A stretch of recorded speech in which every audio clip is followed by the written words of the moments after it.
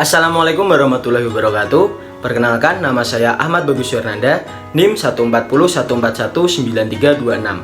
Pada pembelajaran mikro pertemuan kali ini, saya akan membahas mengenai kurikulum prototype 2022. Topik diskusi pada pertemuan hari ini yaitu yang pertama, pengertian kurikulum prototype, yang kedua, prinsip dasar dalam kurikulum prototype, yang ketiga, karakteristik utama kurikulum prototype, dan yang keempat, manfaat kurikulum prototype. Pertama, pengertian kurikulum prototype. Secara sederhana, prototype dapat diartikan sebagai model awal atau contoh yang dibuat untuk melakukan uji coba terhadap konsep yang sudah diperkenalkan. Prototype biasanya dibuat untuk melakukan beberapa uji coba, seperti untuk mengetahui apakah konsep yang sudah dipaparkan bisa diimplementasikan ataupun untuk menguji selera pasar. Kurikulum prototipe ini menurut Kemendikbudristek hanyalah merupakan penyempurnaan dari kurikulum 2013 ataupun kurikulum 2020 darurat yang sampai saat ini masih tetap berlaku dan dapat digunakan. Kurikulum prototipe pada 2022 hanya akan ditawarkan sebagai alternatif atau pilihan acuan pembelajaran bagi satuan pendidikan yang berminat ataupun siap. Jadi kurikulum prototipe ini hanyalah pilihan di tahun 2022 ini. Setiap sekolah berhak mengembangkan kurikulumnya sendiri, baik kurikulum 2013, kurikulum 2020 darurat ataupun kurikulum prototipe. Kedua, prinsip dasar dalam kurikulum prototipe. Yang pertama, berbasis kompetensi bukan konten. Yang kedua, orientasi yang holistik. Yang ketiga, ruang bagi kontekstualisasi di tingkat satuan pendidikan. Ada 7 hal baru dalam kurikulum prototipe, yaitu yang pertama, struktur kurikulum profil pelajar Pancasila PIP atau P3 yang akan menjadi acuan dalam pengembangan standar isi, standar proses, dan standar penilaian atau struktur kurikulum, capaian pembelajaran dan asesmen pembelajaran. Yang kedua, istilah KI dan KD diganti menjadi capaian pembelajaran atau CPI. Yang ketiga, pembelajaran tematik yang sebelumnya hanya terbatas pada kelas 4, 5, 6 SD. Pada kurikulum prototipe, pembelajaran tematik bisa diterapkan pada jenjang SMP dan SMA. Sebaliknya, pada jenjang SD juga bisa dilakukan pembelajaran berbasis mata pelajaran, bukan tematik semata. Yang keempat, jumlah mata pelajaran ditetapkan per tahun. Jika dalam kurikulum sebelumnya, penetapan jumlah jam pelajaran berlaku per minggu, pada kurikulum prototipe, jumlah jam pelajaran ditetapkan per tahun sehingga sekolah memiliki ketentuan atau fleksibilitas dalam mengatur pelaksanaan kegiatan pembelajaran. Yang kelima, pembelajaran kolaboratif. Keenam, mata pelajaran TIK atau Teknologi Informasi dan Komunikasi diajarkan kembali. Dan yang terakhir, mata pelajaran Ilmu Pengetahuan Alam Sosial itu gabungan dari mata pelajaran IPA dan IPS digabung menjadi IPAS. Pada jenjang SD kelas 4, 5, 6 yang selama ini berdiri sendiri, pada kurikulum prototipe akan diajarkan sebagai persamaan melalui IPAS. Yang ketiga, karakteristik utama kurikulum prototipe. Karakteristik utama kurikulum prototipe yaitu pertama, pengembangan soft skill dan perilaku, yaitu menghormati etika, kolaborasi, keragaman, kebebasan berpikir kritis dan kreatif. Akan menerima komponen khusus pembelajaran berbasis proyek.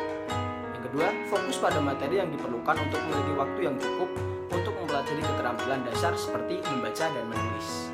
Kemudian yang ketiga, fleksibilitas bagi guru untuk melakukan pengajaran sesuai dengan kemampuan siswa atau mengajar pada tingkat yang tepat dan melakukan penyesuaian terhadap lingkungan dan isi. Karakteristik utama kedua kurikulum prototipe 2022 adalah fokus pada hal yang penting. Kurikulum prototipe atau kurikulum PSP berfokus pada materi yang dibutuhkan untuk setiap mata pelajaran untuk menyediakan tempat bagi pengembangan profesional dengan keterampilan mendalam seperti membaca dan menulis dan berhitung. Karakteristik utama yang ketiga adalah kurikulum prototipe 2022, rancangan kurikulum sekolah dan rencana persiapannya bersifat dinamis. Kurikulum prototipe atau kurikulum PSP menetapkan tujuan pembelajaran di setiap tingkatan 2-3 tahun. Aplikasi kurikulum prototipe sebagai alternatif untuk memulihkan pembelajaran selama 2022 sampai 2024. Hal ini dapat dilakukan secara bertahap, tergantung pada kapasitas dan tujuan sekolah. Langkah yang pertama itu dengan kompleksitas sederhana, dilakukan dengan mengikuti contoh yang diberikan.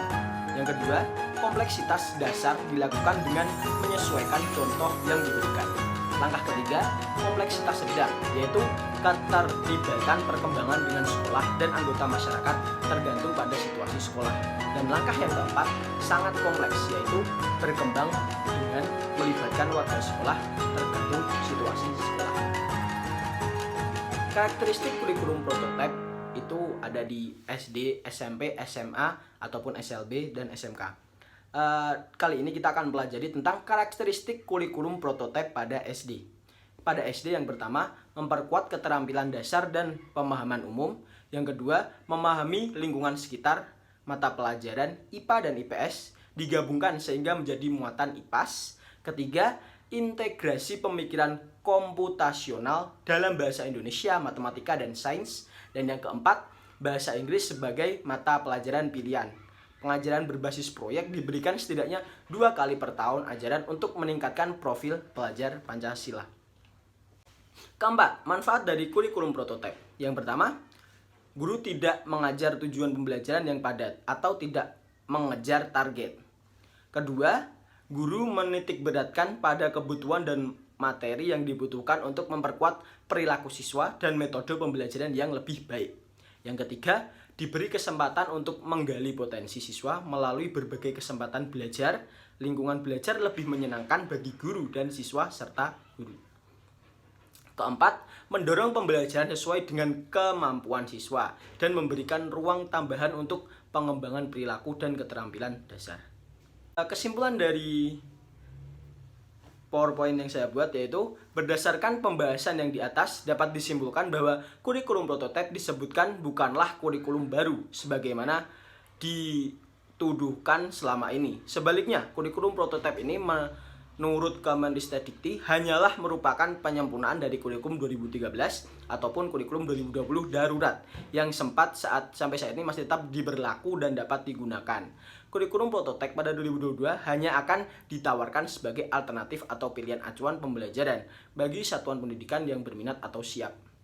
Kemudian prinsip dasar kurikulum prototipe antara lain adalah berbasis kompetensi, bukan konten. Kedua, orientasi yang holistik. Ketiga, ruang bagi kontekstualisasi di tingkat satuan pendidikan. Karakteristik dalam kurikulum prototipe antara lain pengembangan soft skill atau pembelajaran berbasis proyek.